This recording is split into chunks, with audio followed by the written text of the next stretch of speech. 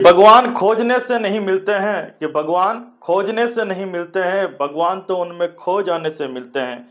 भगवान तो उनमें खो जाने से मिलते हैं। कि कहते हैं कि हम जो चाहते हैं वही हम करते हैं, कि कहते हैं कि हम जो चाहते हैं वही हम करते हैं, लेकिन होता वही है जो मेरे श्री कृष्ण चाहते हैं, लेकिन होता वही है जो मेरे श्री कृष्ण चाहते हैं।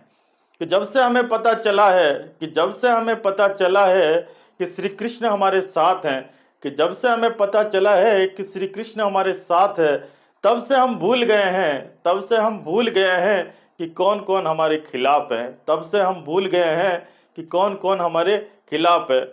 बोलो बाके बिहारी लाल की जय, बोलो श्री कृष्ण भगवान की जय।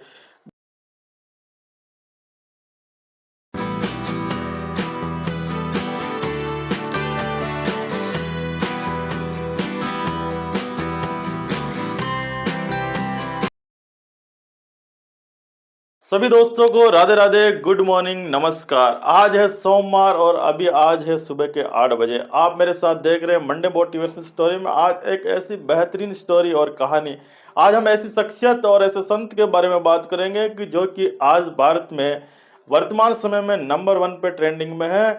हमारा देश एक विविधताओं का देश है। हमारे देश में विभिन्न प्रकार की संस्कृतियां हैं, धर्म है और उन धर्म को मानने वाले लोग हैं, पंडित पुजारी है, विद्वान जन है।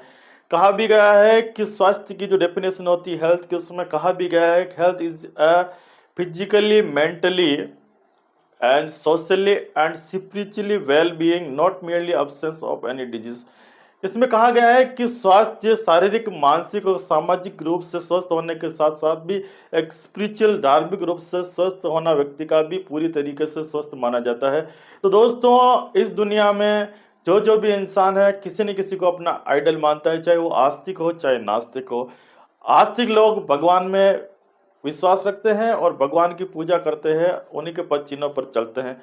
और नास्तिक लोग भी किसी न किसी को आइडल मानते हैं और किसी भी व्यक्ति को मान सकते हैं या किसी भी और ऑब्जेक्ट को मान सकते हैं, लेकिन उनका भी कोई ना कोई आइडल होता है।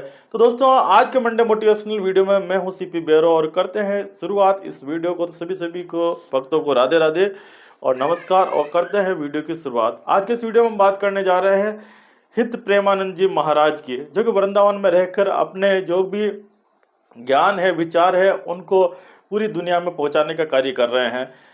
प्रेमानंद जी महाराज कोरोना के बाद से इतने ट्रेंडिंग में आ गए हैं कि अभी जितने भी संत हैं उनमें से जहाँ तक रैंकिंग की बात आए तो सोशल मीडिया से लेकर हर चीज़ पर वो अभी टॉप रैंकिंग पे है और उनका परचम और उनका ज्ञान हर जगह लहरा रहा है।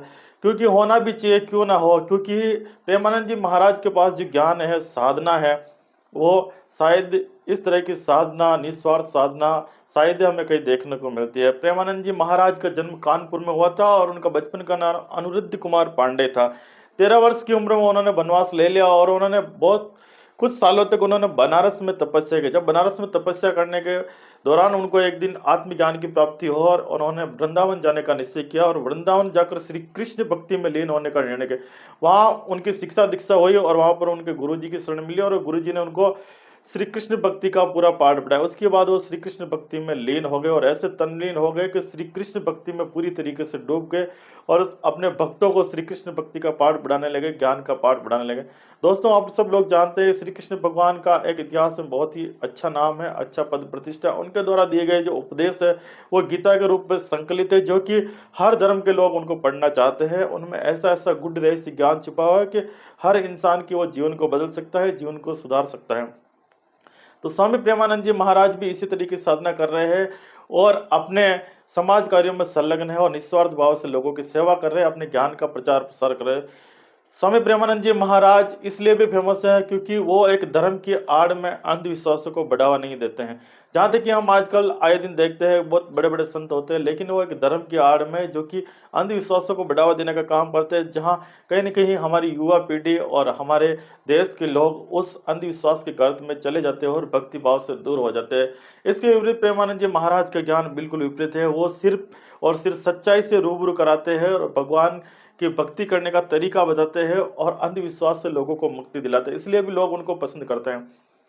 उनको हम अक्सर सोशल मीडिया पर देखते रहते हैं और उनके पास बॉलीवुड एक्टर्स अनुष्का शर्मा, महान क्रिकेटर विराट कोहली और बहुत सारे जो बिजनेसमैन है करोड़पति, वो भी उनके पास जाते हैं। उनके पास मिलने के लिए लोगों को एक एक साल तक वेट करना पड़ता है। लोग उनके इंतजार में इतने उनको इंतजार करना पड़ता है, लेकिन फिर भी वो शांत भाव से सबसे मिलते हैं और उनके सभी प्रकार के जो समस्याएं होती है उनके बारे में बताते हैं, भगवान की भक्ति करने का तरीका बताते हैं।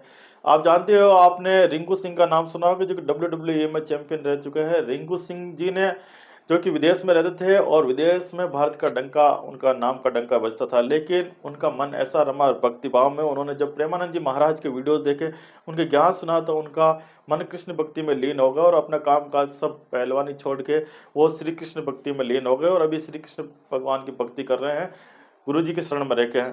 प्रेमानंद जी महाराज के शिष्यों में बहुत ही बड़े बड़े डॉक्टर है, इंजीनियर है, बहुत बड़े सेलिब्रिटीज हैं जो अपने सब काम को छोड़कर उनकी भक्ति में लीन हो चुके हैं। इस वीडियो को बनाने का मकसद सिर्फ इतना है कि प्रेमानंद जी महाराज हमारे लिए एक मोटिवेशनल स्रोत का भी काम करते हैं। वो मैं आपको बताता हूँ किस प्रकार से मोटिवेशनल स्रोत का काम करते हैं। प्रेमानंद जी महाराज पिछले 10-15 सालों से किडनी की समस्या से पीड़ित है, एक बीमारी से ग्रसित है। उनकी किडनियां कमजोर है, रोगग्रस्त है, इनकी वजह से उनका लगातार डायलिसिस हो रहा है पिछले 10-15 सालों से। एक बार एक डॉक्टर ने कहा था कि आप 1-2 साल से ज़्यादा नहीं जी पाएंगे क्योंकि आपकी दोनों किडनियां बहुत ही खराब हो चुकी है। लेकिन उन्होंने हिम्मत नहीं हारी और लगातार अपना इलाज भी करवाते रहे और कृष्ण भक्ति में भी लीन रहे। तो ऐसा चाहे भगवान का आशीर्वाद ही मानो या इलाज का प्रभाव, दोनों का कॉम्बिनेशन मानो, लेकिन प्रेमानंद जी महाराज अपने दैनिक कार्यों को लगातार अच्छी तरीके से कर पा रहे हैं और अभी भी हमारे सामने जिंदा है और हमें अच्छा सा अच्छा ज्ञान प्रदान कर रहे हैं। तो दोस्तों, कि कृष्ण भक्ति का कहीं ना कहीं, भक्ति का भी कहीं ना कहीं जुड़ाव होता है।